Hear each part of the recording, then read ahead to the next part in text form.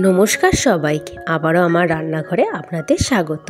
আবারও একটা নতুন রেসিপি নিয়ে এসেছি, যেটা দেখাবো একটা হেলদি কেক, যেটা বানিয়েছিলাম আটা, কলা আর ড্রাই ফ্রুটস দিয়ে। চলুন ঝটপট করে রেসিপিটা শুরু করি। তো এখানে সমস্ত উপকরণ আমি নিয়েছি কলা, কোকো পাউডার, ভ্যানিলা এসেন্স, আটা, চিনি, দুধ আর সাদা তেল নিয়েছি। কেউ চাইলে বাটার ইউজ করবেন। আর নিয়েছি কিছু ড্রাই ফ্রুটস, কাজু, কিশমিশ আর আমন্ড বাদাম। তো প্রথমে আমি একটা মিক্সি জার নিয়ে নিলাম। এই জারের মধ্যে এই সব কলাগুলো দিয়ে দেবো।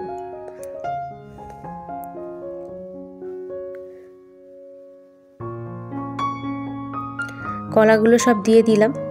এরপর দিয়ে দিচ্ছি সাদা তেলটা। এই হাফ কাপ মতো আমি সাদা তেল নিয়েছি। দিয়ে দিচ্ছি চিনি, এখানে এক বাটি, মিডিয়াম সাইজের এক বাটি চিনি দিয়ে দিচ্ছি। এবার এটা একটা পেস্ট বানিয়ে নেব। আমি আটা দিচ্ছি, বেকিং সোডা আর বেকিং পাউডার। বেকিং পাউডারটা আমি 1 চামচ দিচ্ছি আর বেকিং সোডাটা দিচ্ছি আমি হাফ চামচের মতো। আর প্রথমে দিয়ে দিলাম 1 চামচের মতো অল্প একটু নুন। তারপর দিয়ে দিচ্ছি কোকো পাউডারটা। এরপর ভালো করে এগুলো চেলে নেব।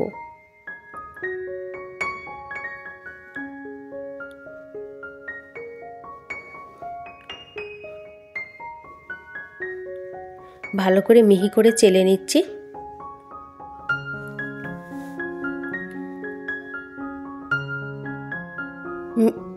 মিহি করে চালার একমাত্র কারণ হলো যাতে এতে কোনো দানা না থাকে, একদম মিহি তৈরি হয় পেস্টটা। সমস্ত আমি ভালো করে চেলে নিয়েছি। এরপর যে ব্যাটারটা আমি বানিয়েছিলাম সেই ব্যাটারটাতে দিয়ে দেবো। কলা, চিনি আর তেল দিয়ে যে একটা ব্যাটার বানিয়েছিলাম সেটা আমি দিয়ে দিলাম। এবার ভালো করে মেখে নেব। তো দিয়ে দিচ্ছি অল্প পরিমাণে দুধ। পরিমাণটা বুঝে দুধটা দিতে হবে, বেশি ব্যাটারটা পাতলা হলে হবে না। তাই আমি পরিমাণ বুঝে দুধটা দিয়ে ব্যাটারটা তৈরি করে নিয়েছি। এবার ভালো করে ফেটিয়ে নিচ্ছি।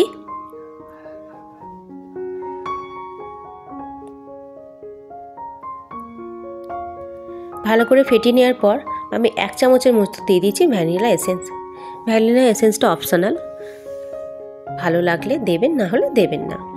ভ্যানিলা এসেন্সটা দিয়ে ভালো করে এবার ফেটিয়ে নিচ্ছি। অনেকক্ষণ ধরে সময় নিয়ে এটাকে ফেটাতে হবে।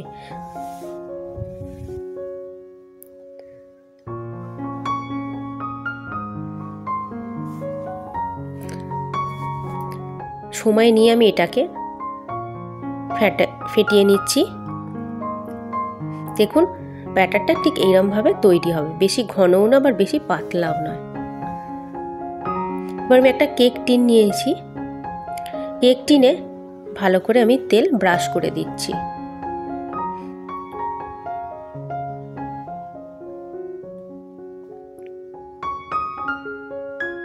চারদিকটা ভালো করে তেলটা ব্রাশ করে যাতে কেকটা ভালো করে উঠে যায়। এবার আমি একটা বাটার পেপার দিয়ে দিচ্ছি।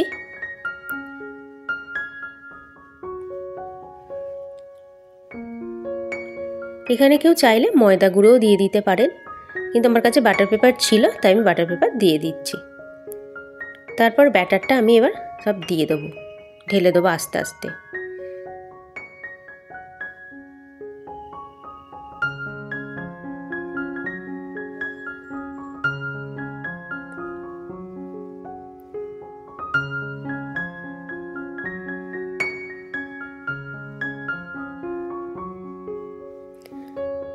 ব্যাটারটা ঢেলে দিয়েছি। এবার যে ড্রাই ফ্রুটসগুলো নিয়েছিলাম এবার মিশিয়ে দেবো ড্রাই ফ্রুটসগুলো।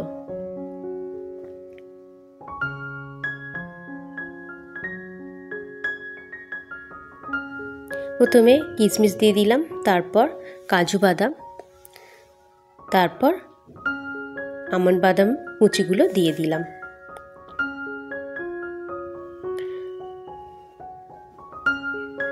দিয়ে এবার ভালো করে মিশিয়ে নেব।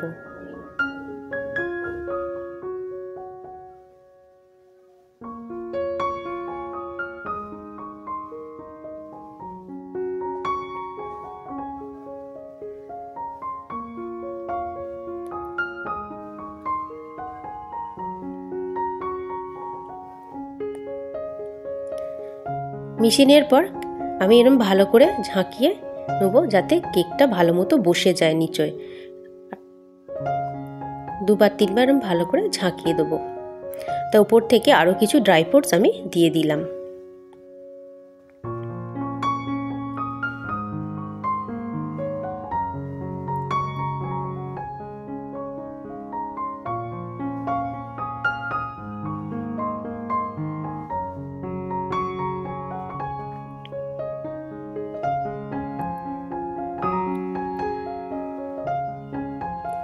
যে ড্রাই ফ্রুটসগুলো বাকি ছিল সবগুলো উপরে দিয়ে দিলাম।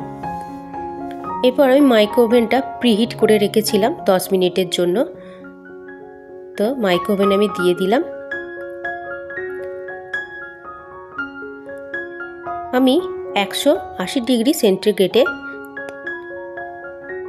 20 মিনিটের জন্য দিয়েছিলাম। আগে থেকে যেহেতু প্রিহিট করা ছিল তাই আমি 180 ডিগ্রি সেন্টিগ্রেডে 20 মিনিট দিয়েছিলাম। দিয়ে কনভেকশন মোডে দিয়েছিলাম, দিয়ে স্টার্ট করে দিয়েছি। তো 20 মিনিট পর দেখুন কেকটা ফুলে উঠেছে। এবার দেখব একটা টুথপিক দিয়ে এটা হয়েছে কিনা। দেখুন কেকটা একটুও লাগেনি টুথপিকের গায়ে, তো ভালো মতো হয়ে গেছে। তো এই অবস্থায় আমি কিছুক্ষণ রেখে দিয়েছিলাম, আরও আধ ঘন্টা 45 মিনিট রেখে দিয়েছিলাম। তারপর ঠান্ডা হতে আমি এটাকে বার করে নিয়ে এসেছি। এবার এটাকে আমি প্লেটে ঢেলে নেব।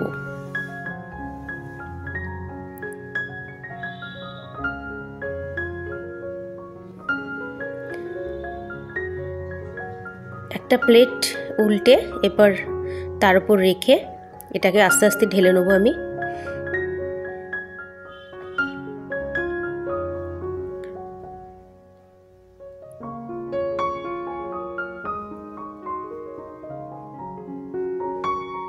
দেখুন ভালো মতো কেকটা ছেড়ে উঠে গেছে, একটু টিনের গায়ে লাগেনি, কেক টিনের গায়ে লাগেনি। এবার কেকটাকে উল্টে নিয়েছি। তো রেডি আমাদের চকলেট ব্যানানা ফ্রুট কেক। কেমন লাগলো ভিডিওটা অবশ্যই জানাবে কমেন্ট করে। নতুন বন্ধুরা পারলে আমার পেজটা একটু ফলো করে দিও। আর নতুন নতুন রেসিপি বা রান্নার ভিডিও পাওয়ার জন্য এই ভিডিওটা যদি ভালো লেগে থাকে তো অবশ্যই লাইক, শেয়ার অ্যান্ড কমেন্ট। আর পারলে চ্যানেলটা একটু সাবস্ক্রাইব করে আমার পাশে থেকো। এই ভিডিওটা দেখার জন্য তোমাদের অসংখ্য ধন্যবাদ। তোমরা সবাই ভালো থেকো, সুস্থ থেকো আর আমার সাথে